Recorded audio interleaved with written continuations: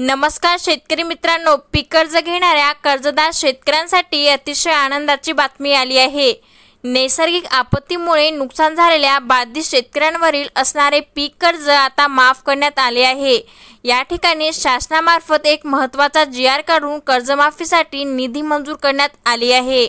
बघा, नैसर्गिक आपत्तीमुळे बाधित शेतकऱ्यांना कर्जमाफी योजनेसाठी निधी वितरित करण्याबाबत महाराष्ट्र शासनाच्या सहकार पणन व वस्त्रोद्योग विभागामार्फत हा शासन निर्णय काढण्यात आला आहे। या GR मध्ये सर्वात महत्त्वाचा भाग म्हणजे शासन निर्णय काय आहे ते बघा। सदर योजनेसाठी सन 2023-24 साठी सन 2023च्या हिवाळी अधिवेशनातील पुरवणी मागणीद्वारे रुपये 379,99 लाख इतका निधी मंजूर करण्यात आला आहे।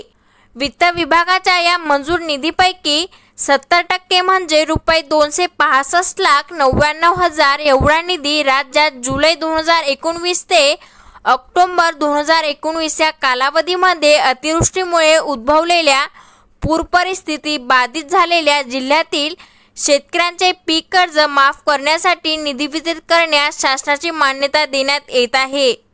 म्हणजे मित्रांनो, जुलै 2019 ते ऑक्टोबर 2019 या कालावधीमध्ये अतिवृष्टीमुळे नुकसान झालेल्या शेतकऱ्यांचे पीक कर्ज आता माफ करण्यात आले आहे। शेतकऱ्यांसाठी अतिशय आनंदाची अशी बातमी होती। अशाच प्रकारच्या ताज्या अपडेट माहिती पाहण्यासाठी आपल्या चॅनलला आता सबस्क्राइब करा। धन्यवाद।